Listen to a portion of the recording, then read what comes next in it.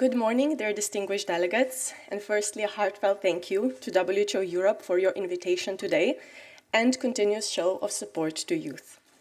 I'm going to take you on a trip to the past so you can reflect with me on WHO Europe's journey on youth engagement. 5 years ago, there was nothing. No structures and no direct pathways in place for youth to engage with WHO Europe. Now fast forward to 2022, when a small group of 6 youth representatives, including myself, started meeting online and calling ourselves Youth4Health. It is hard to imagine that this group will grow into a network that is 200 individuals and 36 youth organizations strong today. Looking back at how nervous we were and how difficult it was to start co-creating sessions for the Tirana Health and Wellbeing Forum for Youth with certain WHO teams, it's almost laughable to comparing with what we have now. Tirana was a decisive moment in time, bringing 500 youth health advocates and WHO Europe senior leadership together in a room to kickstart the regional office's youth agenda through adopting the Youth4Health statement, which laid the foundation for engaging youth not just as beneficiaries, but as critical partners in achieving health goals. Action began on the #1 important issue to young people in the region through the 7th Ministerial Conference on Environment and Health. I had the joy of coordinating youth efforts leading up to the event, including a series of youth-driven consultations that resulted in a youth pre-event, the Budapest Youth Declaration, and the pinnacle of our efforts, the EHP Partnership on Youth that provides a framework for our continuous engagement and a mechanism for the implementation of the declaration. Last year, we also saw the official launch of the Youth4Health network as an official RC73 side event, where we even had the opportunity to record a few videos explaining what meaningful youth engagement is, what are the do's and don'ts, and how to avoid tokenistic approaches.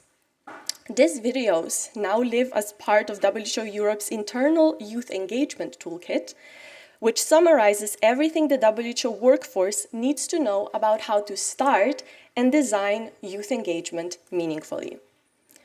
Other achievements I want to celebrate with you include preparing the outcome statement on primary healthcare at the previous RC, appointing an official youth representative in the Healthy Cities Network, establishing the Avid Action Youth Network, co-creating the Force of the Future Youth Conference on Immunization, and increasing advocacy efforts for member states to include youth delegates as part of their delegations, as a rise of 2 youth delegates in 2022 to the 6 we now have in 2024. Yes, and this is only 2 years and not even everything. WHO Europe is truly a trailblazer of an institution when it comes to championing youth. Today we, Youth4Health, are calling for a holistic approach to health, where health issues pertinent to us are tabled, such as mental health, SRHR and gender equality, NCD prevention, and adopting a planetary health lens. We are aware that health is not created at clinics, but rather at schools, in the streets, in parliaments, online, but especially in communities. Despite development and progress in science being at record speed, we are seeing a decrease in trust. However, evidence proves that when youth voices are at the center of decision-making, there is an increased trust of societies in science. And it's not about youth becoming presidents and ministers, but it is about equipping young people with knowledge and skills and instilling trust in them to be change agents in communities. Experience of youth, however, unfortunately doesn't always translate into current policies and systems. We need intergenerational equity, where needs and rights are balanced and policies benefit all generations. The EPW should put in focus inclusive, intentional, and mutually respectful partnerships across all levels, even providing support to member states on engagement efforts. My generation is leading the way of ambitious health and climate action.